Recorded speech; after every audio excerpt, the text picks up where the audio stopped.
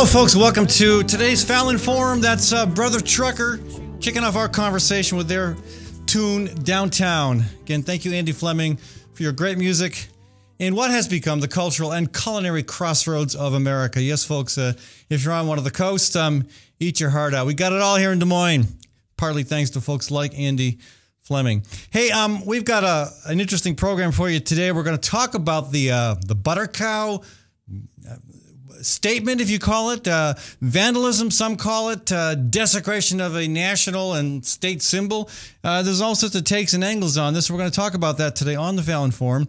Later in the program, we're going to discuss the campaign for a commercial-free childhood. This is an organization, this is a campaign that has called attention to the false use of promotion for various types of baby apps. What do I mean by baby apps? Little toys that are supposedly help kids learn quicker, but a lot of the claims being made just aren't panning out to be true, and they're resulting in lawsuits that are actually winning. We're going to talk about that later in the program, but we're going to kick it off with the butter cow situation.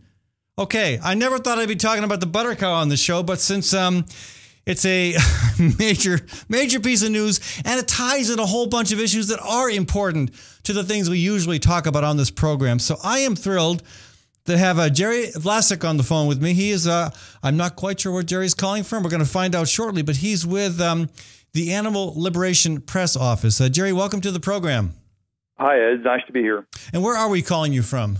I'm in the Los Angeles area. The Animal Liberation Press Office is actually based in L.A., although we have offices on both coasts. And we have 4 press officers that basically stand up and speak about things that have happened, that have been actions that have been committed by people who have ostensibly broken the law in order to either publicize the plight of animal cruelty or, in some cases, to actually liberate animals from conditions of cruelty. Okay, so just a little bit of your background. You're a doctor.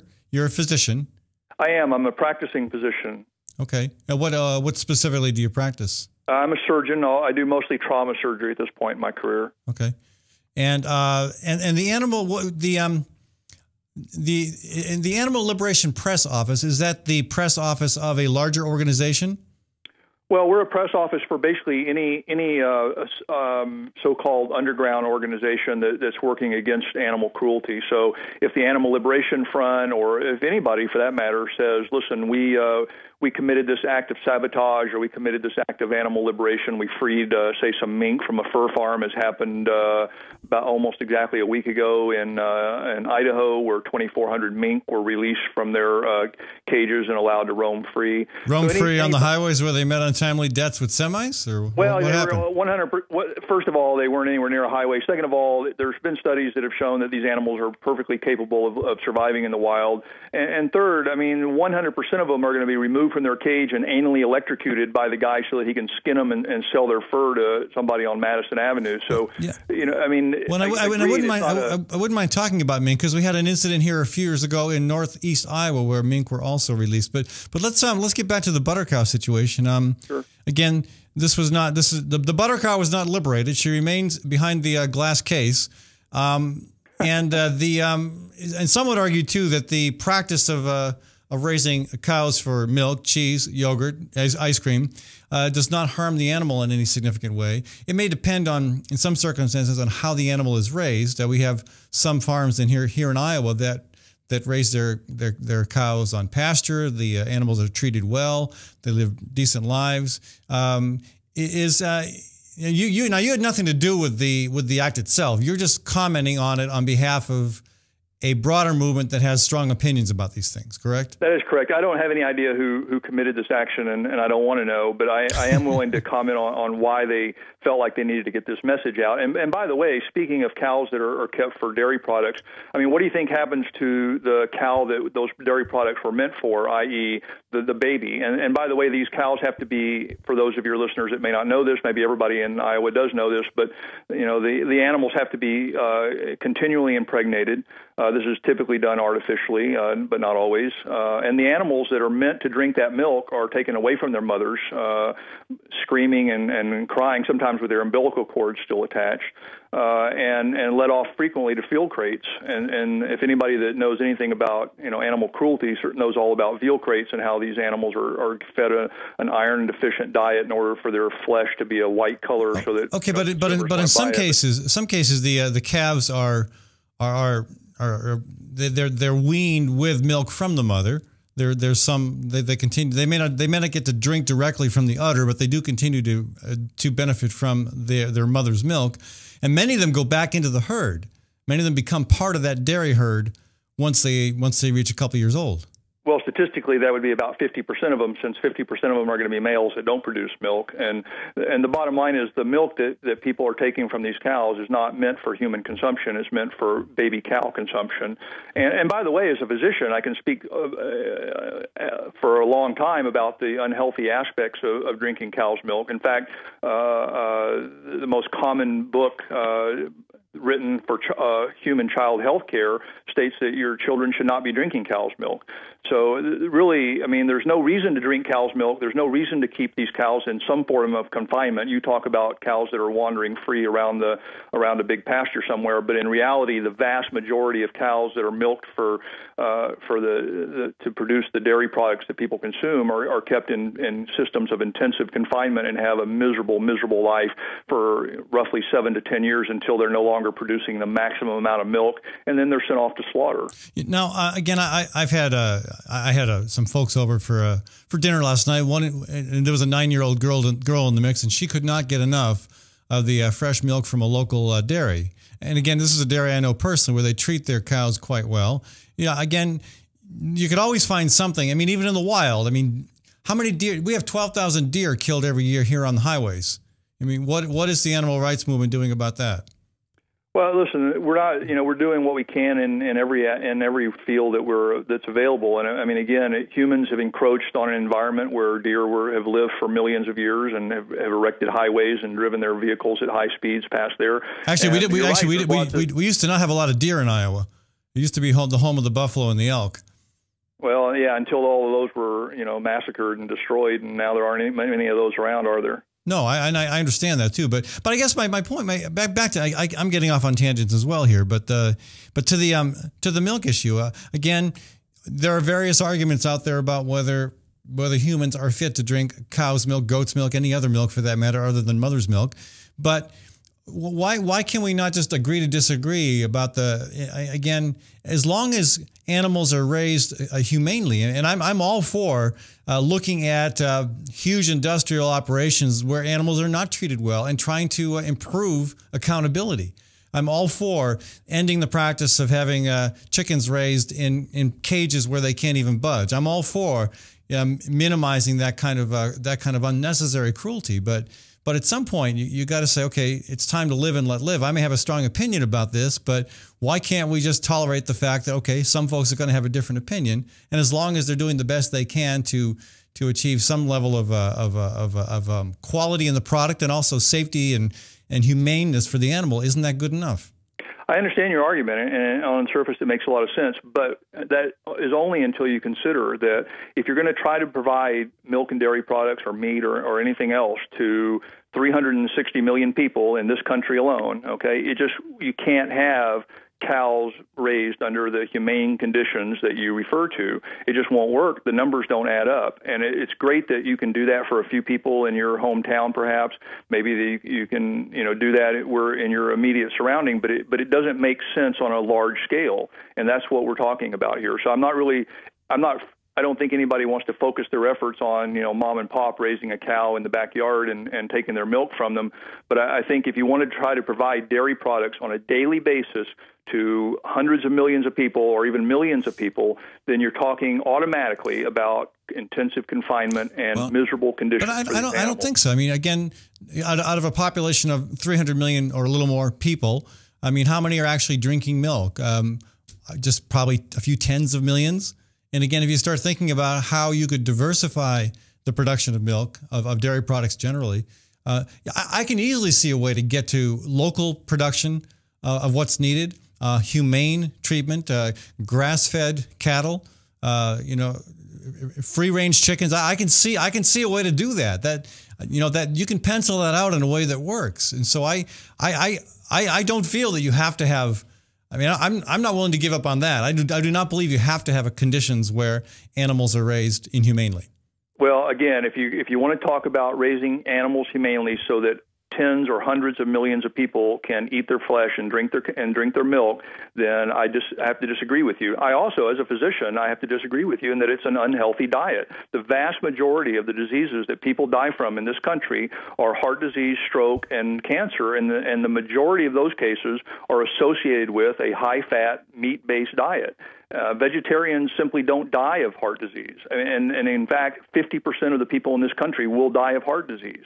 So as a physician, I can just tell you not only is there no need to consume animal products, but it's actually unhealthy for you, in addition to being horrible for the environment and in addition to being cruel to the animals. So let's go back to the statement that was being made at the state fair. Again, there are those locally and some very strong advocates for animal rights. The head of the Animal Rescue League, some of the local folks involved with the Humane Society, they are extremely critical. They have spoken very strongly against this act, saying that it sets back efforts to try to build some consensus on the need for better treatment of animals. They think this takes your desire, and mine too for that matter, in the wrong direction. Well, I mean, don't confuse animal rescue groups with animal rights or animal liberation. Animal rescue groups are typically people who eat animal flesh and drink cow's milk and who like to save, cute, fuzzy-looking animals like dogs and cats. And so these people are not necessarily even vegetarians or vegans, and these people, don't understand the values and the morality that goes into abusing animals, whether it's on a factory farm or, whether it's in a dogfighting ring. But I think, listen, there's always room for lots of different ways to approach an issue. And there are lots of people working, like at the HSUS, the Humane Society of the United States, for instance, that are working legislatively to get laws changed, for instance, banning the battery cage in California, which was done recently, or banning veal crates, or banning and I guess sow cages, where pigs are raised in intensive confinement where they can't even turn around. You would agree, Jerry, that those legislative efforts are good, right? Those are needed. I would, and I think that there's lots of different things that need to be done. But listen, the HSUS has been working on these issues for dozens and dozens of years, and I think that there's also other ways of getting this information out there to people. One of those ways is to go to the market and hand out, information to people about healthy vegetarian diets. Okay. And another way, as these people have said, is let's go to the fair and pick this giant cow sculpture made out of butter, and I don't know who thought of that idea, but let's paint that structure up and get the issue out in front of people. Right, and I guess the point is that people like me who support ending the practice of raising chickens without any room to move. I mean, I support that, and we've had legislative discussions about that here in Iowa. There's concern that this sort of action, this kind of sneaking in, this is done under the cover of night. To a sculpture that has lots of intrinsic value beyond whatever you might think of the appropriate diet, and it sets back efforts to try to move forward with the appropriate types of legislation. Well, I mean, that's your opinion, but I don't think there's any evidence for that whatsoever. I don't think these kinds of things have ever been shown to set things back. I don't think, Nelson Mandela, who worked against apartheid in the perfectly legal manner for many, many years, necessarily set back the apartheid struggle when he joined an underground armed organization and later got arrested and spent years of prison. If you look at any liberation struggle, if you look at any struggle against oppression, and we consider the struggle against animal abuse as an important struggle as any of those other struggles have ever been throughout history, if you look at all of these struggles against oppression and against exploitation and against cruelty, all of these struggles have always involved people working within the system and people working without the system, and you can't say that those people working outside the system were detrimental to that eventual liberation. I agree with the broad statement, but I think sometimes you can work outside the system in such a way that you alienate those who you are trying to build alliances with to work inside the system. Jerry, do you mind if I throw open our phone number and see if anybody wants to join the conversation? Absolutely. Okay. It's 855-244-0077. That's the toll-free number if you want to join the conversation, 855 244-0077. We're talking with Jerry Vlasic. He's with the Animal Liberation Press Office. He joins us from California. We're commenting about the butter cow situation at the Iowa State Fair. Let's go to, this is Kim Holding. Hello, Kim. Welcome to the show. Hello, Kim. In the middle of the conversation. Hello, Kim. There you are. Yeah. I'm kind of coming in the middle of the conversation. I guess I have a problem with, vandalism in terms of, trying to achieve goals in this whole animal liberation thing. I mean, there was a packing plant in Oregon that was arsoned several years ago. The guy who did that is still in jail. That endangers people's lives. I don't know what possibly people hope to gain by defacing and mutilating. And Kim, just to put your position in context here, I'm sure Jerry does not know. You are a local veterinarian who's been in the practice for about 3 decades. Mm-hmm. So you've seen your share of critters. Yeah. And your point is that some of these, I mean, the desecration of the butter cow, or whatever you want to call the action, the political statement involving the butter cow, did not damage anyone or take any lives. It merely caused the artist to get up at 4 a.m. to work hard to restore the sculpture. But you're saying that there are cases, and you gave one, where there are people who are actually injured because of actions taken on behalf of animal liberation. Well, injured or endangered. I don't know that there were any injuries as a result of that fire, but it meant that several firefighters had to go out and put their lives on the line to fight the fire. There have been several cases of animals like mink that have been released. This is a legal enterprise, and somebody that's following the law and obeying the law, then having somebody come and destroy and deface their property when they've done nothing wrong, just because somebody thinks it's wrong. I just have a problem with that. Jerry, would you like to respond? Yeah, I find it astounding to listen to a veterinarian whose career is based on supposedly helping animals and whose whole professional persona is based on helping animals, and yet someone who's supposed to be helping animals can get on and defend a slaughterhouse where animals are slaughtered for no other reason than the taste of their flesh. I mean, it is amazing to me to know that there are veterinarians out there who are not vegetarians. I mean, why would anybody who knows about animal feelings and animal suffering and animal pain want anything to do with the suffering of animals? And I mean, I can understand people that are ignorant and don't understand that animals suffer and that these animals have social lives and that they live family lives and that they would, have you seen what happens to these animals in the wild? There are no wild cows, Mother They've been specifically bred for a animals purpose. Is horribly cruel and horribly painful as they get eaten from one end while they're still alive. I don't think there would be 800 million cows walking around this country if they hadn't been specifically bred for that purpose, which is, again, and there are even veterinarians that are involved. I'm not interrupting you. I'm not interrupting you. I appreciate it if you didn't interrupt me.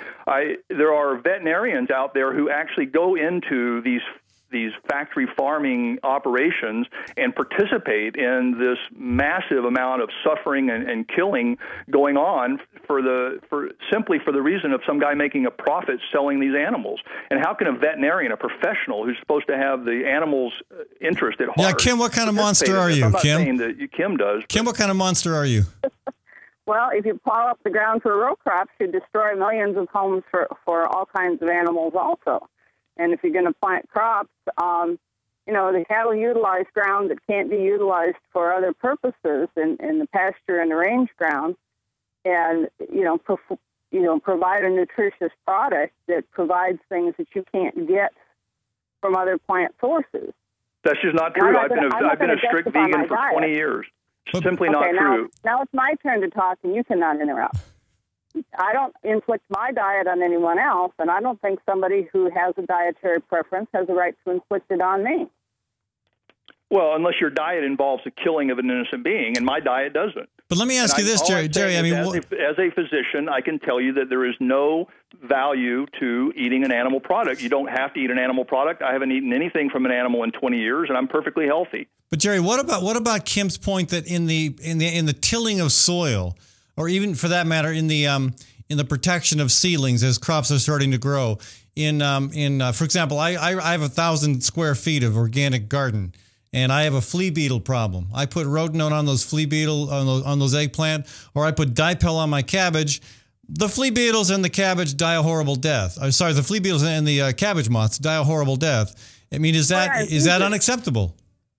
Listen, I don't want to really talk about flea beetles, and I don't even know what they are. But again, I don't think that the unnecessary killing of any sentient being, and you could argue whether these beetles have sentience or have the ability to suffer or feel pain. But regardless of whether we talk about the lives of plants and the cultivation of plants and all of that goes into it, realize that for every pound of beef that someone eats, they also eat 14 pounds of grain that were grown to feed that beef, or 14 pounds of other plant material.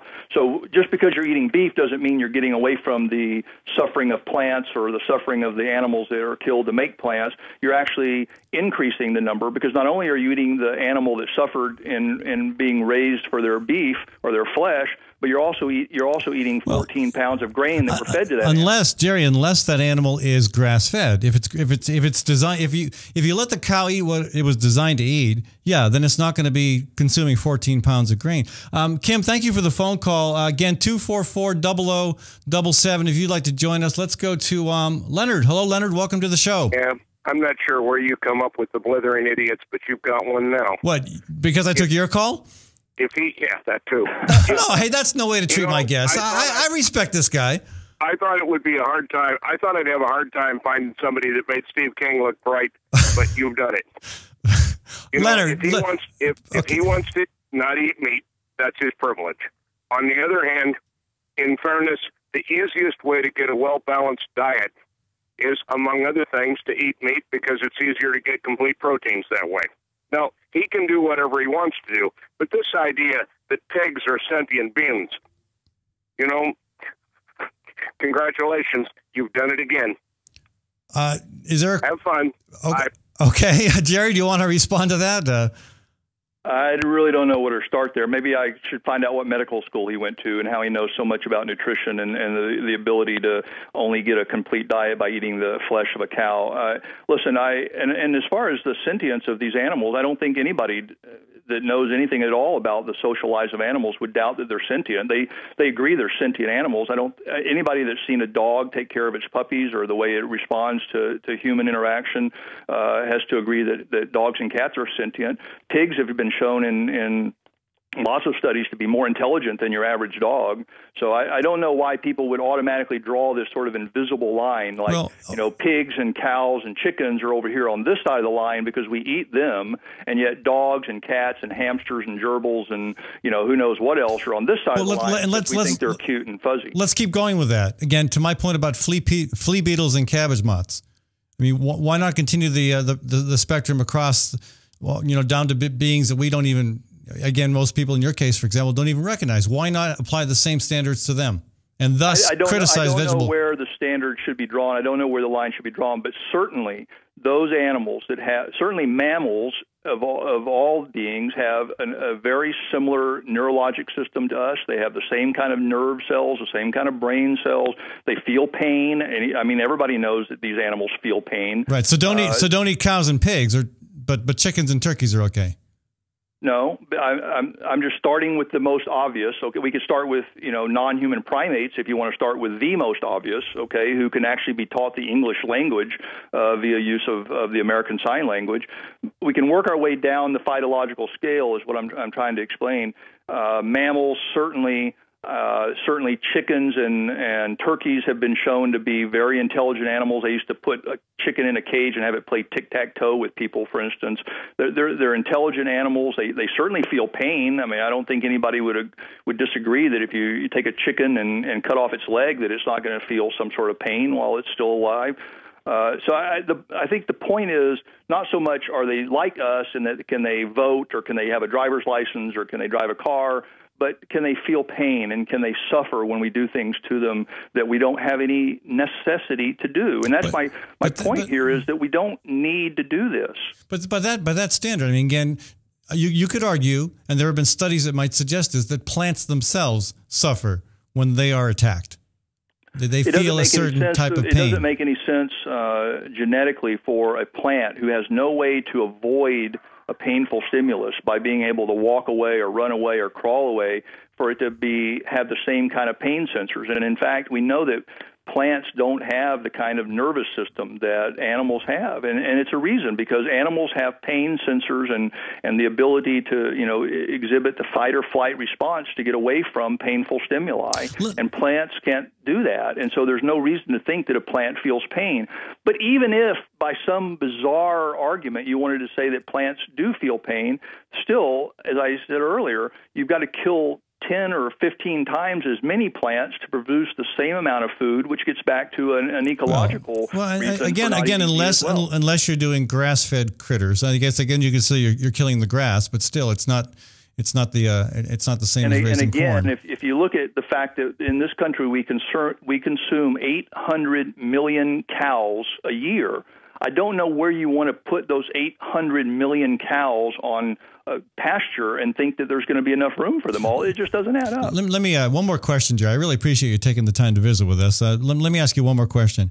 The Animal Liberation Press Office, again, some groups involved with the animal liberation movement support, openly breaking the law. Is that something? Do you draw any line there at all? You don't. I mean, again, this act of vandalism at the state fair. If these people are caught, there will be action taken against them legally. And you've come out on the side of breaking the law in this case. Is there any problem for you with that philosophically or even legally? Absolutely not. And we at the Animal Liberation Press Office, which, by the way, animalliberationpressoffice.org for people that want more information, we unabashedly support anybody who is doing anything to help animals, including breaking the law. And we've been doing this for, almost 10 years now. We're very comfortable with that situation. And remember, it used to be, perfectly within the rights of the law to own human slaves. It used to be, perfectly legal to have children work in sweatshops for their whole lives. Right. But just because something is legal doesn't necessarily make it justified. Well, I understand that, but I mean, where do you draw the line? What if one of the actions? This is kind of back to Dr. Holding's point too. I think. What if one of the actions taken that involves the destruction of property also results in the destruction of human life? Well, in more than 30 years of actions, actually thousands of actions on behalf of animals, not one human being has ever been harmed by the animal liberation movement. I'm not saying it'll never happen. It probably will happen one day. But considering that, 11 billion animals lose their lives every single year, I just don't think that it's something I'm going to stay up and think about at night. I mean, most Americans don't sit up and think about the 500,000 innocent Iraqi people that were killed by our armed forces when we went into Iraq. I'm not talking about combatants. I'm talking about women and children and people that were minding their own business. Some of us do, actually. Half a million of them. Some of us do. Our hands. Yeah, some of us do. I want to thank you for joining us, Jerry. Dr. Vlasic is joining us on the phone from Los Angeles, California. He's with the Animal Liberation Press Office. We may disagree, but I appreciate the conversation a lot. And hopefully, again, if anything comes out of this at all, hopefully it's some intelligent conversation about diet, about health, about animal welfare, even if we might disagree on the tactics used in this case, even if we might disagree on whether or not it was effective. I give you this much credit. Whoever did what you did, you at least stimulated a provocative conversation. So that's all we want out of this whole thing, Ed, is to have a provocative and an informational conversation. Maybe somebody will learn something along the way. And I'd rather get to provocative conversation from some other means. But again, this is what happens, so we're talking about it. Jerry, I really do want to thank you for joining us. Okay, thanks for having me on the show. Folks, when we come back, we're going to talk with a spokesperson for the Campaign for a Commercial-Free Childhood.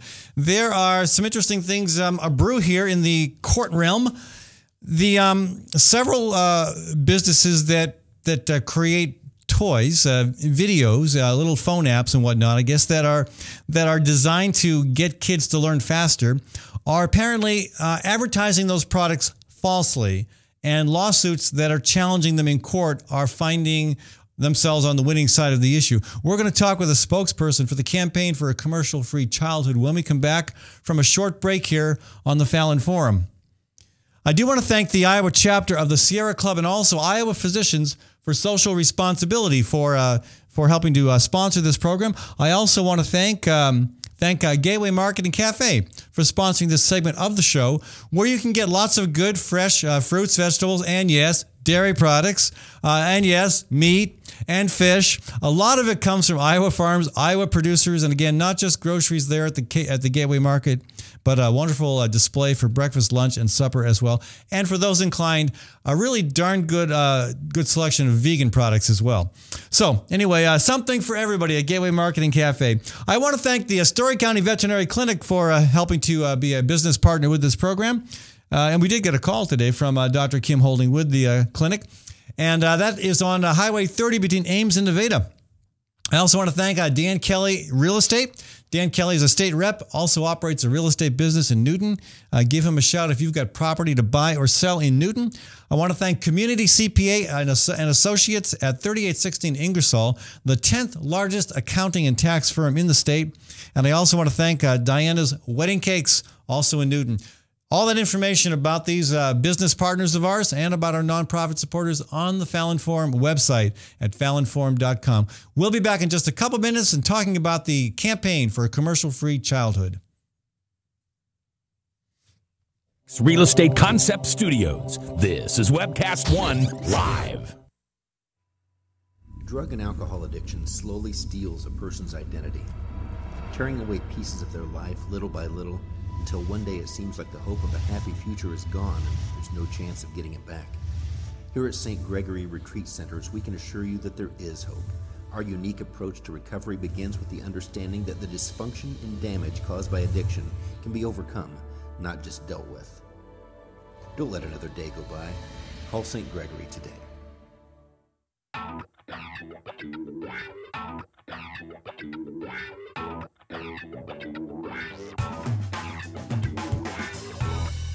Well, good morning. This is the 7th of June in the Lord's year 2010, and this is day 1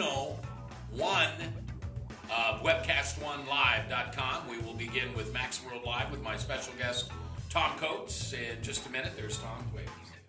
Howdy. And we will be live for the very first time on Webcast One Live.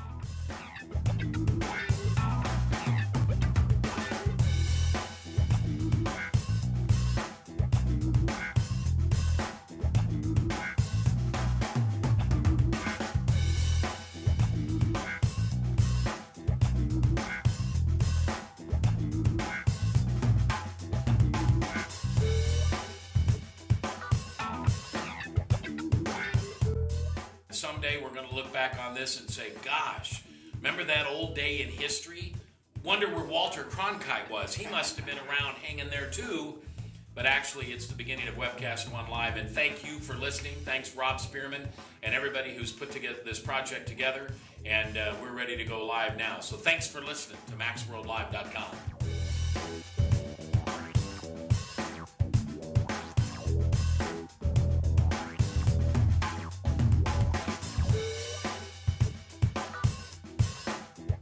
I can't tell you that it's going real well from time to time, but it is going.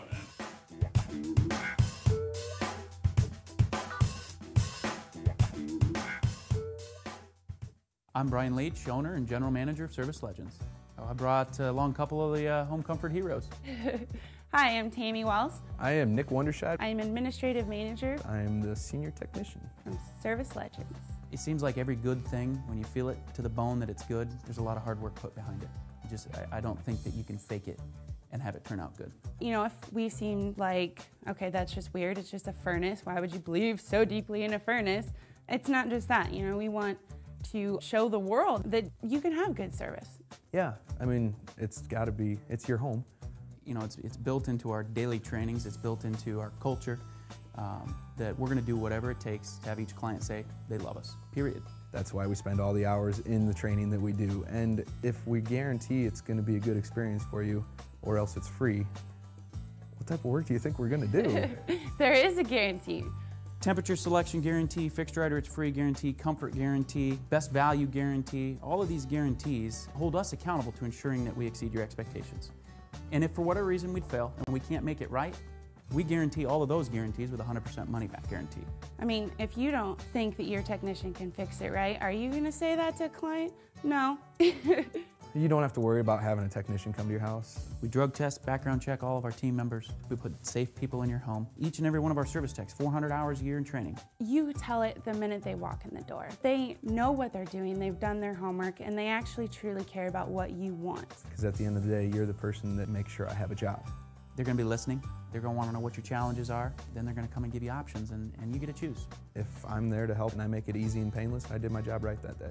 Well, when it comes to your comfort, safety, and your family, you know, you don't necessarily go buy the most expensive, but you get the most bang for your buck. Oh, it's worth it, because there's a lot of people that will find a way to get it to work right now and then leave and then come back, charge you again, and the cycle just repeats itself. So when I'm out there looking at the furnace, I want to find why it failed today. How can we change the part today with something that you're not going to have to worry about?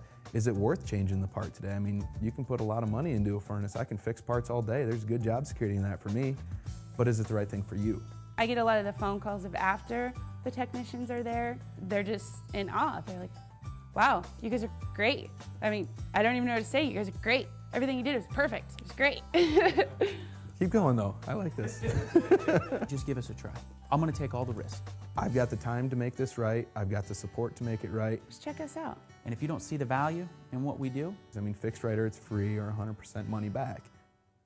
enough said. Get away from us, you neat old credit card. We don't have any more money. We're in trouble now. Save us! Help! Somebody save us! Somebody help! Help! Save us!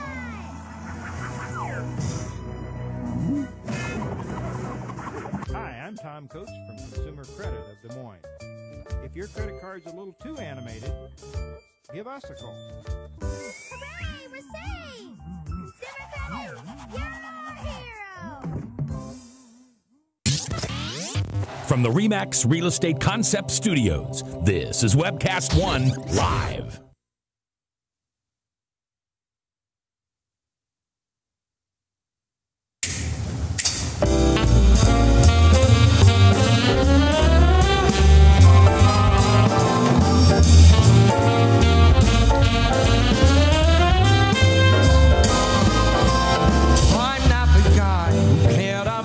Welcome back, folks. That's Max Wellman, and we're back to our conversation here today on the Fallon Forum. If you are listening live and would like to chime in with your 2 cents worth, or maybe a whole nickel if you got a lot on your mind, the number is 855-244-0077. That's toll-free 855-244-0077. You can also email me at fallonforum@gmail.com. If you are listening to the show on either KHOI out of Ames or KPVL out of Northeast Iowa, it is a rebroadcast, so sorry you don't get to call in. But you can do that anytime, any day of the week, Monday through Friday from 12 to 1. You can hear the show live at fallonforum.com. That's fallonforum.com. We're going to switch gears here. Well, we had an interesting conversation, I believe, about the butter cow situation. This is the program this week where we call it a new beat on learning. We're always trying to talk about something, a new angle on education. And a new angle on education has been the growth in videos and phone apps that try to convince parents that the best way to get their kid a head start, whether it comes to reading or language skills, is to buy these little games and video apps and whatnot, and plop them in front of that screen and let them learn that way. There are some who think that's not a good idea. And last week we quoted Susan Lin, who was in a Associated Press story about this issue, about a lawsuit being filed by the Campaign for a Commercial-Free Childhood. We quoted Susan Lin as saying that everything we know about brain research and child development points away from using screens to educate babies. Now, the problem is some of the companies that produce these apps are falsely advertising the effects that you will achieve with your child. And they've been taken to court, and that seems to be going fairly well for the organization that is bringing those lawsuits. And joining us with that organization is Josh Golan with the Campaign for a Commercial-Free Childhood. Josh, welcome to the show. Thanks so much for having me. Yeah, and just a little bit of background about your organization before we talk about the specific issue. Tell us more about the campaign. So the Campaign for Commercial-Free Childhood was founded about 12 years ago. And what we do is we try and limit the harmful effects of advertising on kids. There's been an explosion of marketing directed towards kids over the past 30 years, and that's resulted in increases in childhood obesity. It's linked to youth violence, sexualization of children. And so what we do is we fight back against the companies that are doing some of the worst of the worst and try and hold them accountable and organize parents to really be voices for something other than the profit-driven childhood that's become so prevalent. So give us some idea of what I haven't had small kids for a long time, and we pretty much relied on old-fashioned techniques, like go out and play in the dirt, for example, or let's read a book. I mean, really old-fashioned stuff that worked pretty well for me, and it seems to have worked well for my kids as well. But I understand these apps, these games have become much more prevalent, and the promotion that's used to convince parents to buy them is coming under a lot of scrutiny. So maybe give us a few examples of what some of these products are and what they are saying that's unacceptable and even in some cases illegal. So we filed a complaint with, it's not actually a lawsuit, we filed a complaint with the Federal Trade Commission charging these companies with false and deceptive marketing. And it's really important to understand that these are apps that are designed for babies. One of the companies, Open Solutions, is saying that these are for babies as young as newborns. The other company, Fisher Price, is saying that their apps will educate babies as young as 6 months old. So we do newborn, literally newborn. So you pop out of the womb and then you're plopped in front of a screen. And the company. Yeah, I'm not even exactly sure how that works when the eyes aren't even focusing yet at newborn. But the idea is that they are promoting these things as for very young babies as being educational. Just to give a couple of examples, Open Solutions has one called Baby Hear and Read Nouns, which they say will teach babies how to learn and pronounce and spell basic nouns. Help develop kids' motor skills, so this is kind of typical of what we're seeing. These apps are saying that they can teach reading skills, that they can teach language skills, even that they can teach some counting and math skills. And there's no evidence actually that these apps do any of these things, or in fact that phone apps or iPad apps are an effective way of teaching babies. And it almost surprises me because corporations have such a strong pull on policy, on government officials these days. It almost surprises me that there are restrictions on what a corporation can say relevant to the truth regarding its product. So basically, they can't just make something up because it sounds good, because it sells the product. They've got to actually hold to some standard of scientific evidence. Yeah, that's right. So we do have, fortunately, we still have some consumer protection laws, and what those laws say is that if you are making claims about that your product is educational and implying that you have research to support those claims, that you need to be able to provide that research and show that research.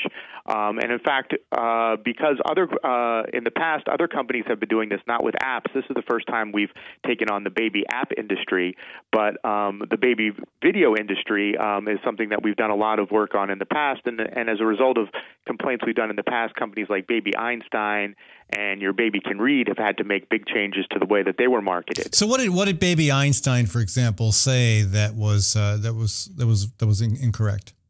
Well, Baby Einstein, when they first started, it was actually just completely making things up. It was pretty remarkable. They were saying things like that Baby Einstein would stimulate certain parts of the brain and pathways in the brain that if you did not, that if the babies didn't have these pathways stimulated, that they would never develop. Oh, so they were going as far as saying if you don't get Baby Einstein, your kid will be dumb.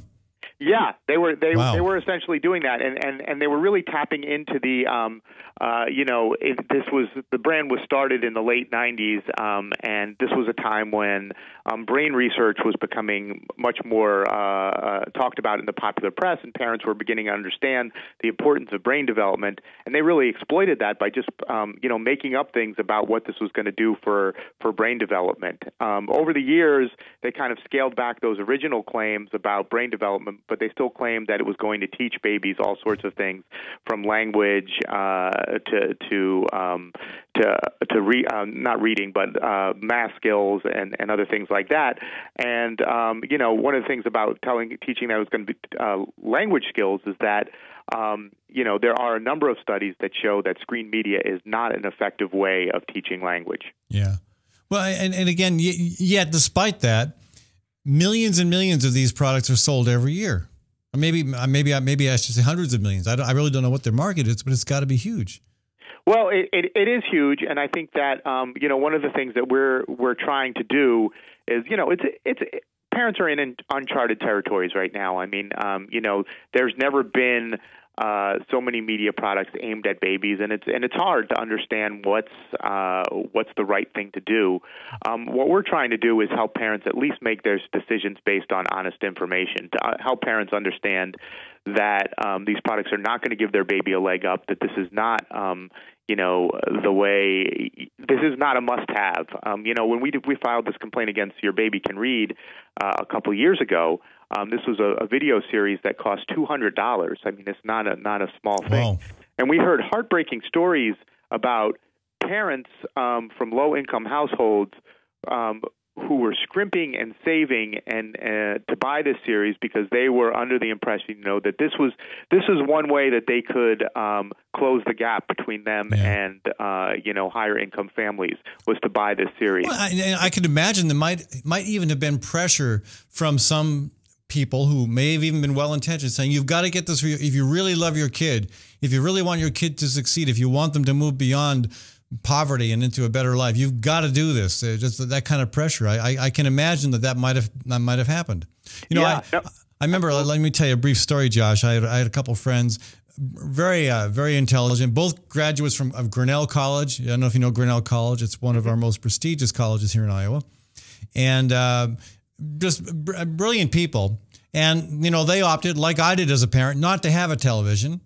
I thought a television would be detrimental to my kids' growth, and I think that's true.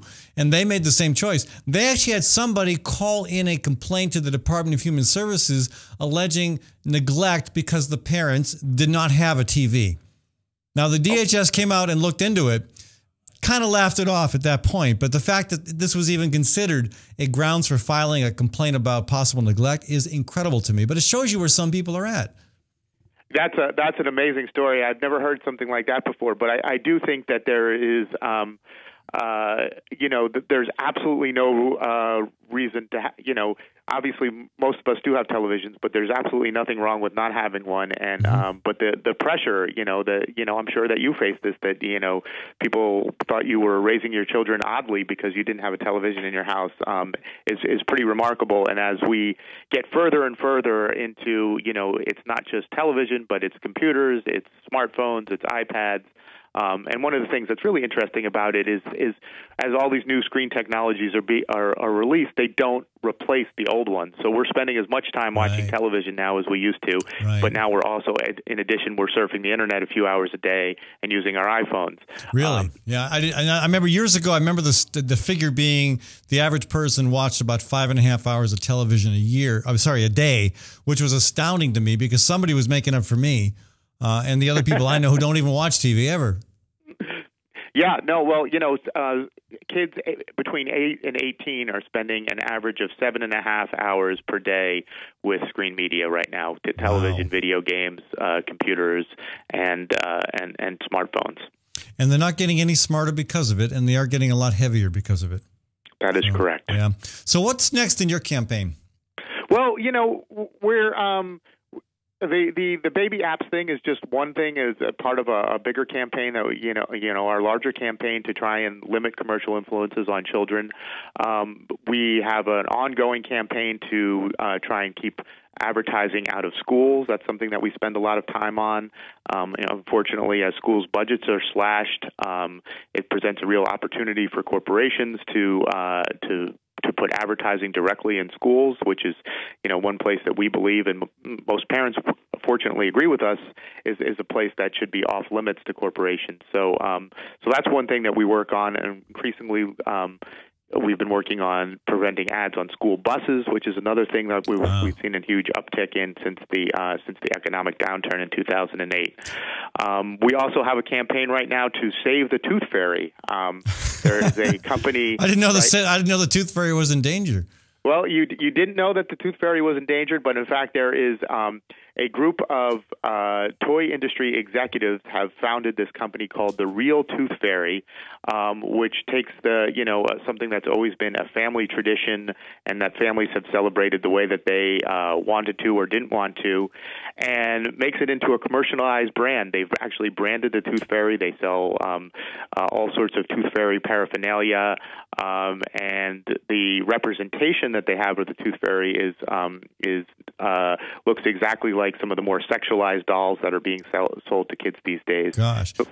So that's a campaign we launched a few weeks ago. We've actually had a lot of fun with it because they put out this investor video when the Real Tooth Fairy people put out this investor video that they never intended the public to see, that we were able to get our hands on, and it actually talks about how every time a child loses a tooth, it's a financial opportunity for them, and they have a cash register in the background going ka-ching, ka-ching, ka-ching every time a kid loses a tooth. That's amazing. Yeah. So basically, they're trying. Are they trying to secure some kind of a patent right on the Tooth Fairy? It's not a patent right, but what they're trying to do is, instead of kids putting their tooth under a pillow at night and getting $1 or a quarter or whatever they get, that kids would go online and pick out the Real Tooth Fairy product that they wanted. And instead of it being something between them and their parents, that it would be something where they were purchasing something each time they lost a tooth. Well, I mean, it's kind of logical. I mean, considering the direction that every other holiday or celebration has taken in this country. I mean, we haven't yet commercialized April Fool's Day, but that's probably just a matter of time as well. Yeah, I'm sure somebody is listening and is going to run with that one. I got a friend and who owns a restaurant that does some promotion on this program, and he once got into trouble because somebody sang happy birthday in the restaurant while an ASCAP representative was lurking about. Apparently, happy birthday, you would think that's public domain. Well, I guess not. Somebody actually owns the rights to happy birthday. And even somebody singing it in your restaurant without your permission even can get you, the restaurant owner, in trouble. Bizarre. That is absolutely amazing. Yeah. So, well, we're both amazing each other with all sorts of new information today, aren't we, Josh?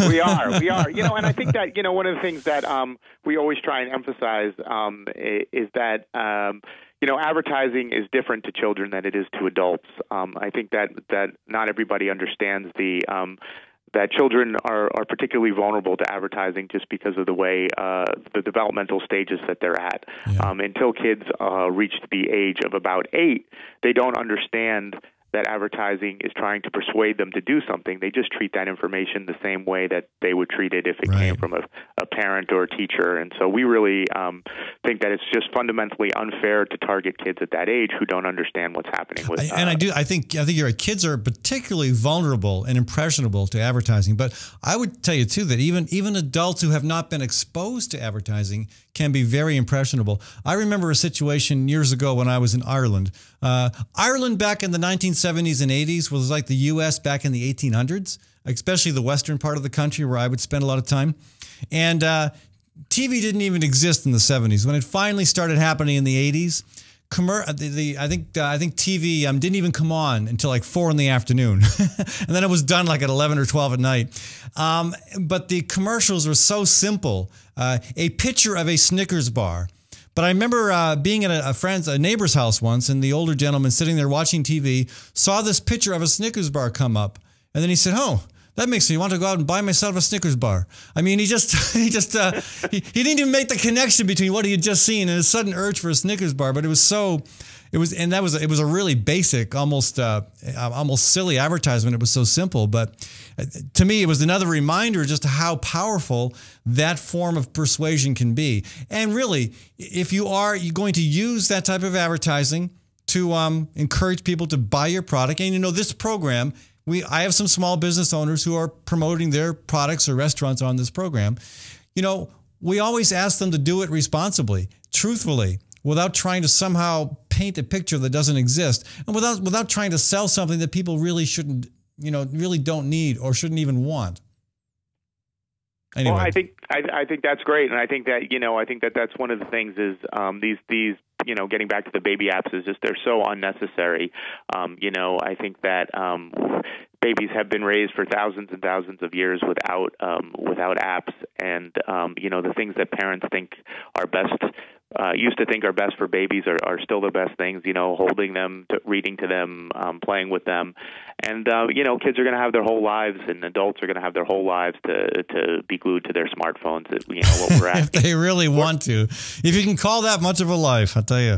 Anyway, Josh, thank you so much for joining us. If folks want to get more involved or get more information about the campaign for a commercial-free childhood, where do they go?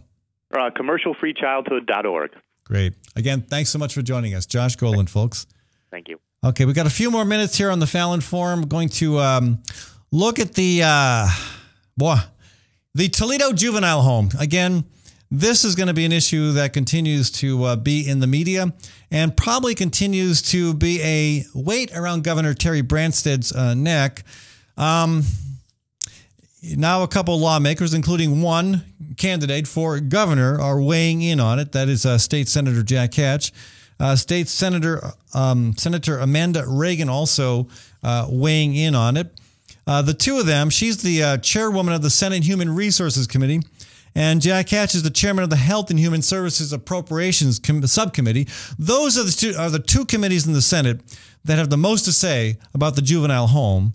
And so I'm encouraged that both are involved. I'm waiting to see if the Republican leadership on the comparable committees in the House will also weigh in on this, as I hope they do. They are formally asking for an investigation, specifically they want the ombudsman to investigate this, and it looks like the ombudsman is definitely expressing some interest. That's Ruth Cooper Ryder. She is expressing some interest, concern about the situation, and some interest in moving forward into learning more about what happened. Because, the juvenile home is still being somewhat quiet about they're not being as forthcoming as they need to be. Governor Branstad is not being helpful. And you know who else is not being helpful? Tom Miller's office. Now, that said, I did get a call back from Eric Tabor last night, the chief of staff there, and I missed that call. Called him back this morning, missed him. So hopefully we will connect. Hopefully I'll have a conversation that does more than what we're hearing in the press. And what we're hearing right now is Attorney General Tom Miller, again, has basically, said he's not going to do anything. They're not providing any information. There's a report about this, and he's refused to provide even federal investigators with a state-commissioned report on the Iowa juvenile home. Now, a state-commissioned report would have been paid for by the taxpayers. The argument that's being made is, well, this report describes treatment. It contains treatment information. Now, treatment information includes isolation. And show me in anyone's, kids who are in the system have a treatment plan. Show me in anyone's treatment plan where it says isolation is one component we're looking at. To call isolation a form of treatment is so insulting. I don't even know where to start with my critique of it.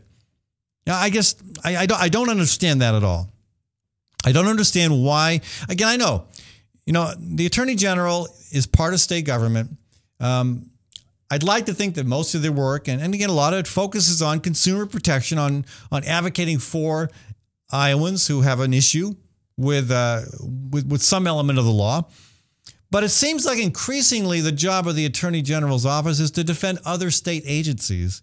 And more and more, especially under Branstad, it seems we have more and more problems with state agencies being forthcoming about what they do, or in many cases, state agencies that don't have adequate staff, or where there are not frequent enough investigations as to how they're doing, inspections, that we have more and more problems. And you know, for the Attorney General to be defending the bad behavior of other state agencies, it's just wrong. Again, I'm happy to have this conversation with Eric Tabor or Jeff Greenwood or anybody from the Attorney General's office, but I'm kind of siding with the Des Moines Register on this and thinking this is not a good situation. Okay, so again, I'll just read you this sentence from the paper, from the story today. With regard to the juvenile home, Tom Miller's office has declared information about long-term isolation to be, quote, treatment information that is not subject to public disclosure under the law of the Open Records Law of Iowa. Miller's office has also refused to give Disability Rights Iowa, the organization that first blew the whistle on this, refused to give them a copy of the recent consultant's report on the educational services provided to youths at the home. Again, I don't get this at all, and I hope that what Senators Hatch and Reagan are doing is going to help bring this information forward into the public light. Again, thank you so much for joining us, folks. Again, if you want to hear this program live, if you're listening on the radio, every Monday through Friday, 12 to 1 p.m. on FallonForum.com. I want to thank the Immigrant Entrepreneur Summit for sponsoring this segment of our show. The IES is an annual event that draws a lot of people. Last year, almost 500 people showed up to learn how to start and run their business. 100 new business ideas came out of the event. It's this coming November 9th at Drake University. Get more information online at iesusa.org. I also want to thank Tally's Restaurant, Bar, and Catering in Beaverdale. I highly recommend the rooftop patio seating, folks, and also the wonderful spot they've got there tucked away out of the wind, out of the sun, on the sidewalk. I just love being outside, and the food they serve at Tally's is great any time of the year, but particularly tasty outside. I also want to thank Hawk Restaurant, one of my other restaurant supporters. That's at East 5th and Walnut. 90% of the food that they serve at Hawk comes from Iowa farms and Iowa producers. Check them out for lunch, a supper, and a fantastic Sunday brunch. Also, the Fighting Burrito at 2 locations, one at on Welch Avenue in Ames, 117 Welch Ave, the other at West 13th and Locust in downtown near the Sculpture Park. Again, great burritos. You get to choose how it's made, and you pay a very good price for a very good burrito. Also, at the same corner, 13th and Locust, Ritual Cafe, where, again, if you like coffee, I'm told the coffee is great. Not a coffee guy, but I love the tea, especially the Irish blend. They've also got fantastic smoothies, paninis, and music on the weekends. Check them out, folks. That's Ritual Cafe. I want to thank Maddie Kane, my producer, and also Webcast One Live for providing the studio. I'll be back on Wednesday. From the RE/MAX Real Estate Concept Studios, this is Webcast One Live.